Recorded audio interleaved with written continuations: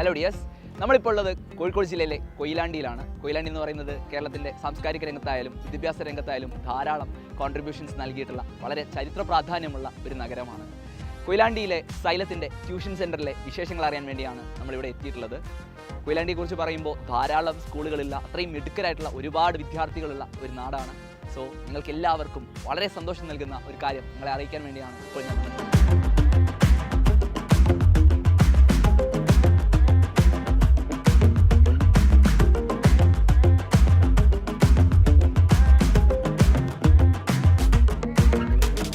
കോഴിക്കോട് ജില്ലയിലെ വളരെ പ്രധാനപ്പെട്ട ഒരു ടൗണാണ് കൊയിലാണ്ടി എന്ന് പറയുന്നത്. കോഴിക്കോട് ജില്ലയുടെ സാംസ്കാരിക മേഖലയിലായാലും വിദ്യാഭ്യാസ മേഖലയിലായാലും ഒക്കെ വളരെയധികം സംഭാവനകൾ നൽകിയിട്ടുള്ള ഒരു നാടാണ് കൊയിലാണ്ടി. കൊയിലാണ്ടിലെ സൈലം ട്യൂഷൻ സെൻ്ററിൻ്റെ വിശേഷങ്ങൾ അറിയാനാണ് നമ്മളിവിടെ എത്തിയിട്ടുള്ളത്. സ്റ്റാൻഡിൽ നിന്ന് വളരെ എളുപ്പത്തിൽ തന്നെ നിങ്ങൾക്ക് എല്ലാവർക്കും എത്തിച്ചേരാൻ കഴിയുന്ന ഒരു ദൂരത്തിൽ തന്നെയാണ് സൈലം ഉള്ളത്. സോ സൈലത്തിലെ വിശേഷങ്ങൾ എന്തെന്ന് നമുക്കറിയാം.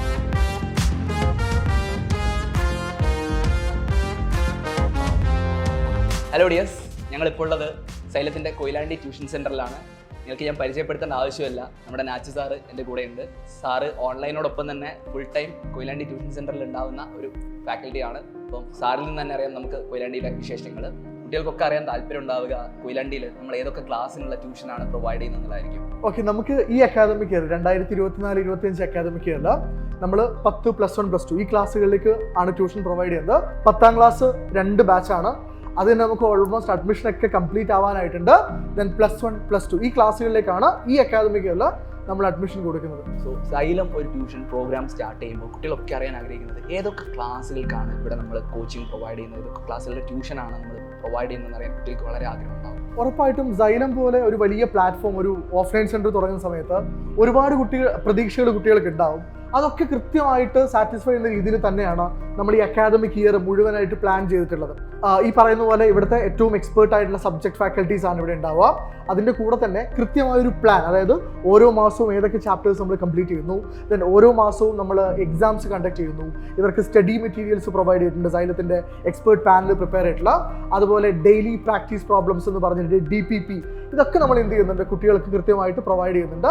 ദെൻ ഇവരുടെ പഠന മികവ്, ഇവരുടെ അക്കാദമിക് പെർഫോമൻസ് കൃത്യമായി മോണിറ്റർ ചെയ്യാൻ നമുക്ക് ടീച്ചേഴ്സ് തന്നെ ഇവിടെ സദാസമയവും മെന്റേഴ്സിനെ പോലെ വർക്ക് ചെയ്യുന്നുണ്ട്. 10th, 11th, 12th സ്റ്റുഡൻസിനെ പോലെ തന്നെ വളരെ കൺസേൺഡ് ആയിരിക്കും അവരുടെ പാരൻസ്. അപ്പോൾ ഒരു പാരന്റൽ ഓഡിയൻസിനെ നമ്മൾ എങ്ങനെയാണ് അഡ്രസ് ചെയ്യാൻ ഉദ്ദേശിക്കുന്നത്? അതായത് പാരൻസിന് നമുക്ക് എപ്പോഴും അറിയാം, ഒരു +2 വരെ പഠിക്കുന്ന ഒരു കുട്ടിയുടെ അക്കാദമിക്സിൽ പാരൻസ് എത്രത്തോളം ഇൻവോൾവ്ഡ് ആണ് എന്നുള്ളത് നമ്മൾ അവർക്ക് പ്രൈം ഇമ്പോർട്ടൻസ് കൊടുക്കുന്നുണ്ട്. അപ്പോൾ അതിൻ്റെ ഭാഗമായിട്ട് നമ്മൾ ഈ ഒരു അക്കാദമിക് ഇയർ പ്ലാൻ ചെയ്തപ്പോൾ ഓരോ മാസവും മന്ത്ലി പാരൻസ് മീറ്റിംഗ് എന്നുള്ള രീതിയിലാണ് നമ്മൾ പ്ലാൻ ചെയ്തിട്ടുള്ളത്. മാത്രമല്ല കുട്ടി അഡ്മിഷൻ എടുത്ത് വിത്തിൻ 1 വീക്ക് നമ്മൾ ആദ്യത്തെ പാരൻസ് മീറ്റിംഗ് നടത്തുന്നു. കാരണം നമ്മുടെ അജണ്ട എങ്ങനെയാണ്, നമ്മുടെ പ്ലാൻ എങ്ങനെയാണ് എന്ന് അവർക്ക് കൃത്യമായൊരു ബോധം ഉണ്ടാവണം. കാരണം ടീച്ചേഴ്സും പാരൻസും തമ്മിലുള്ള കൃത്യമായൊരു ഇൻട്രാക്ഷൻ ഏതൊരു അക്കാദമിക് ഇയറിലും കുട്ടികളുടെ സക്സസ്ഫുൾ ആയിട്ടുള്ള പഠനത്തിന് ഇമ്പോർട്ടൻ്റ് ആണ്. സോ അതുകൊണ്ട് നമ്മൾ അതിന് പ്രൈം ഇമ്പോർട്ടൻസ് കൊടുത്തിട്ട് തന്നെയാണ് നമ്മൾ ഈ അക്കാദമിക് കലണ്ടർ പ്ലാൻ ചെയ്തിട്ടുള്ളത്.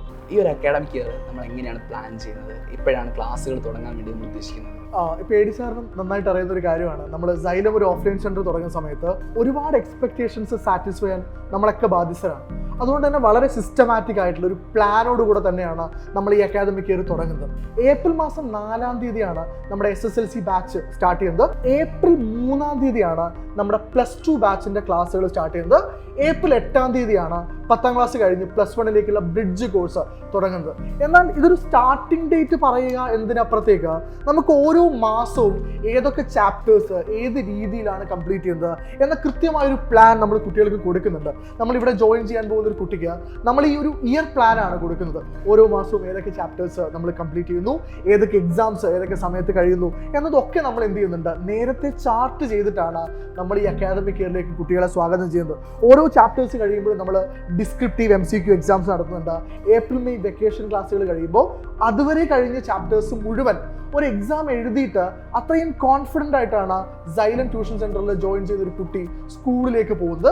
അത് കഴിഞ്ഞ ഉടനെ തന്നെ നമ്മൾ മന്ത്ലി എക്സാം, ക്വാർട്ടർലി എക്സാം ഇതൊക്കെ പ്ലാൻഡ് ആണ്. അപ്പോൾ ഈ രീതിയിൽ മുഴുവൻ അക്കാദമിക് ഇയറിലേക്കുള്ള പ്ലാൻ നമ്മൾ കുട്ടിക്ക് എന്ത് ചെയ്യുന്നുണ്ട്, ആദ്യമേ കൊടുക്കുന്നുണ്ട്. സോ നമ്മൾക്കും അവർക്കും ഒരു ക്ലാരിറ്റിയാണ് എന്തൊക്കെയാണ് ചെയ്യാൻ പോകുന്നത് എന്നുള്ളതിനെ കുറിച്ച്. സോ കേട്ടല്ലോ മക്കളെ, നിങ്ങൾക്ക് അത്രയും ക്ലാരിറ്റിയോട് കൂടി, അതായത് ഒരു വർഷത്തേക്ക് അത്രയും സിസ്റ്റമാറ്റിക് ആയിട്ടുള്ള ഒരു പ്ലാനോട് കൂടി തന്നെയാണ് സൈലം ഈ ഒരു ട്യൂഷൻ പ്രോഗ്രാം നിങ്ങളുടെ ഉള്ളിലേക്ക് അല്ലെങ്കിൽ നിങ്ങളുടെ അടുത്തേക്ക് വരുന്നത്. +1 +2 സ്റ്റുഡൻസിനെ സംബന്ധിച്ച് അവരുടെ ഒരു NCERT-യോടൊപ്പം തന്നെ ഒരു സൈലത്തിൻ്റെ സ്റ്റഡി മെറ്റീരിയൽ അവർ പ്രതീക്ഷിക്കുന്നുണ്ട്. വളരെ കോംപ്രിഹെൻസീവ് ആയിട്ടുള്ള സൈലത്തിൻ്റെ ഒരു മെറ്റീരിയൽ ഉണ്ടെങ്കിൽ അവരുടെ റെഫറൻസ് എന്ന് പറയുന്നത് വളരെ ഈസി ആയിരിക്കും.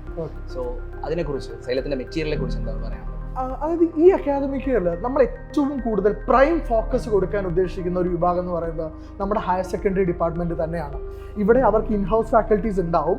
അതിൻ്റെ കൂടെ തന്നെ നമ്മുടെ നീറ്റ് JEE ഫാക്കൽറ്റീസ് ഉൾപ്പെടെയുള്ള ആളുകൾ അവർക്ക് വിസിറ്റിംഗ് ഫാക്കൽറ്റീസ് ആയിട്ട് ഇവിടെ വരും. ആൻഡ് ഇപ്പോൾ സാറ് ചോദിച്ചതുപോലെ അവർക്ക് ഉറപ്പായിട്ടും NCERT തന്നെയാണ് അവരുടെ ബേസ്. ഇപ്പോൾ JEE ആയാലും നീറ്റ് ആയാലും ഒക്കെ NCERT എത്ര സ്ട്രോങ് ആണോ അതിനനുസരിച്ചാണ് അവരുടെ ഈ പറയുന്ന എല്ലാ കോമ്പറ്റേറ്റീവ് എക്സാംസിൻ്റെയും പെർഫോമൻസ് എന്ന് പറയുന്നത്. സോ നമ്മളും ഇമ്പോർട്ടൻസ് കൊടുക്കുന്നത് ഉറപ്പായിട്ടും NCERT-ക്ക് തന്നെയാണ്. എന്നാൽ ഇതുപോലെയുള്ള കോമ്പറ്റേറ്റീവ് എക്സാംസിന് പ്രിപ്പയർ ചെയ്യുന്ന കുട്ടികൾക്ക് ഏറ്റവും യൂസ്ഫുൾ ആയിട്ടുള്ള സ്റ്റഡി മെറ്റീരിയൽസ് കുട്ടി ജോയിൻ ചെയ്യുമ്പോൾ തന്നെ നമ്മൾ എന്ത് ചെയ്യുന്നുണ്ട്, കൊടുക്കുന്നുണ്ട്. മാത്രമല്ല നമ്മുടെ ആ കുട്ടിക്ക് നമ്മളെ ആപ്പിൻ്റെ സപ്പോർട്ട് കൂടെ കൊടുക്കുന്നുണ്ട്. നമുക്കറിയാം ഇപ്പോൾ നമ്മുടെ കുട്ടികളൊക്കെ ആപ്പ് പർച്ചേസ് ചെയ്യുന്ന ആളുകളാണ്. എന്നാൽ സൈലത്തിൻ്റെ ഓഫ്ലൈനിൽ ജോയിൻ ചെയ്യുന്ന ഒരു കുട്ടിക്ക് നമ്മൾ ആപ്പ് ഫ്രീ ആയിട്ട് പ്രൊവൈഡ് ചെയ്യുന്നുണ്ട്. ദെൻ നമ്മൾ പറഞ്ഞല്ലോ നേരത്തെ എക്സാംസിൽ തന്നെ MCQ ബേസ്ഡ് എക്സാംസ് കൂടെ നടത്തുന്നുണ്ട്. കാരണം ആ രീതിയിൽ കൂടെ കുട്ടി തയ്യാറെടുക്കണം എന്നത് വളരെ ഇമ്പോർട്ടൻ്റ് ആണ് എന്ന് നമ്മൾ മനസ്സിലാക്കുന്നുണ്ട്. സോ പുതിയ കാലത്തെ കോമ്പറ്റേറ്റീവ് എക്സാംസിനെല്ലാം തയ്യാറെടുക്കാൻ കഴിയുന്ന രീതിയിൽ, നിങ്ങളെ അത്രയും എക്യുപ്ഡ് ആക്കുന്ന രീതിയിൽ അത്രയും സിസ്റ്റമാറ്റിക് ആയിട്ടുള്ള ഒരു ട്യൂഷൻ പ്രോഗ്രാമാണ് സൈലം റൺ ചെയ്യാൻ ഉദ്ദേശിക്കുന്നത്. നിങ്ങൾ ചെയ്യേണ്ടത് എത്രയും പെട്ടെന്ന് ഈ ഒരു അവസരം, നിങ്ങളുടെ ഓപ്പർച്യൂണിറ്റി നിങ്ങളാണ് ഗ്രാബ് ചെയ്യേണ്ടത്. Almost 60 to 70% seats already filled ആണ്. എനിക്ക് തോന്നുന്നു അതിലൊരു ക്ലാരിറ്റി കുട്ടികൾക്ക് ആവശ്യമാണ്. അതായത് നമ്മൾ 10ാം ക്ലാസ്സിൻ്റെ ബാച്ച് അനൗൺസ് ചെയ്ത സമയത്ത് ലിമിറ്റഡ് സീറ്റ്സുകൾ നമ്മൾ ഓൾറെഡി പറഞ്ഞു. മാത്രം നമ്മൾ 2 ബാച്ചാണ് 10ാം ക്ലാസ്സിൽ നമ്മൾ നോക്കുന്നത്. അതിൽ ഈ 10ാം ക്ലാസ് നമ്മൾ ഈ സംസാരിക്കുന്ന ഈ ദിവസം 10ാം ക്ലാസ്സിൻ്റെ 2ാമത്തെ batch, second batch almost completed ആണ്. അപ്പോൾ നിങ്ങൾ എന്ത് ചെയ്യണം, വളരെ പെട്ടെന്ന് നിങ്ങളുടെ സീറ്റ്സ് എന്ത് ചെയ്യുക, ഉറപ്പിക്കുക. ആൻഡ് +1-ൻ്റെ ബ്രിഡ്ജ് കോഴ്സ് സ്റ്റാർട്ട് ചെയ്യുന്നത് ഏപ്രിൽ മാസം 8-ാം തീയതിയാണ്. അവിടെയും നമുക്ക് ഒരുപാട് എൻക്വയറീസ് വന്നിട്ടുണ്ട്. ഇപ്പോൾ കുറേ കുട്ടികൾ +1 10ാം ക്ലാസ് റിസൾട്ട് വന്നിട്ട് അഡ്മിഷൻ എവിടെയാണെന്ന് ഉറപ്പിച്ചിട്ടൊക്കെ ചെയ്യാമെന്ന് വിചാരിക്കുമ്പോഴും ഒരുപാട് കുട്ടികൾ ഇപ്പോഴേ നമുക്ക് എന്ത് ചെയ്യുന്നുണ്ട്, എൻക്വയറി വരുന്നുണ്ട്. ആൻഡ് +2-യുടെ ക്ലാസ് നമുക്ക് എന്ത് ചെയ്യുന്നുണ്ട്, എത്രയും പെട്ടെന്ന് സ്റ്റാർട്ട് ചെയ്യേണ്ടതുണ്ട്. അവിടെയൊക്കെ നമ്മുടെ ബാച്ച് ഓൾമോസ്റ്റ് കംപ്ലീറ്റ് ആയിക്കൊണ്ടിരിക്കുകയാണ്. വളരെ പെട്ടെന്ന് തന്നെ നിങ്ങൾക്ക് എന്ത് ചെയ്യാം, ഈ താഴെ കൊടുത്തിരിക്കുന്ന നമ്പറിൽ വിളിച്ചിട്ട് നിങ്ങളുടെ സീറ്റ് ഉറപ്പിക്കാവുന്നതാണ്. അതുപോലെ ഇപ്പോൾ SSLC-യിൽ ഇപ്പോൾ മലയാളം മീഡിയം പഠിച്ചു വന്ന കുട്ടികൾക്ക് വലിയൊരു കൺഫ്യൂഷൻ ആയിരിക്കും. +1 +2 വരുമ്പോൾ സയൻസ് ഒക്കെ എടുക്കുമ്പോൾ അതിന് അവർ ആ ബ്രിഡ്ജ് കോഴ്സിൽ അറ്റൻഡ് ചെയ്യുന്നത് വളരെ ഇമ്പോർട്ടൻ്റ് ആണ്. സോ മക്കളെ, നിങ്ങളോട് പറയാനുള്ളത് എത്രയും പെട്ടെന്ന് നിങ്ങൾ നിങ്ങളുടെ സീറ്റ് ഉറപ്പിക്കുക. ഏറ്റവും അടിപൊളിയായിട്ട് നമുക്ക് അടുത്ത 2 വർഷക്കാലം പഠിക്കേണ്ടതുണ്ട്. അതാണ് നിങ്ങളുടെ ഫ്യൂച്ചർ തീരുമാനിക്കുന്നത്. നിങ്ങളുടെ ഫ്യൂച്ചർ ഡിസൈഡ് ചെയ്യുന്നത് അടുത്ത 2 വർഷം +1 +2 നിങ്ങൾ ഏത് രീതിയിൽ പെർഫോം ചെയ്യുന്നു എന്നുള്ളതനുസരിച്ചായിരിക്കും. സോ അതിനാവശ്യമായ ഏറ്റവും ബെസ്റ്റ് കോച്ചിങ് ആണ് നിങ്ങൾക്ക് സൈലം പ്രൊവൈഡ് ചെയ്യാൻ പോകുന്നത്. സോ എത്രയും പെട്ടെന്ന് ജോയിൻ ചെയ്യുക. അടിപൊളിയായിട്ട് സൈലത്തിൻ്റെ കൂടെ തന്നെ നമുക്ക് പഠിക്കാം.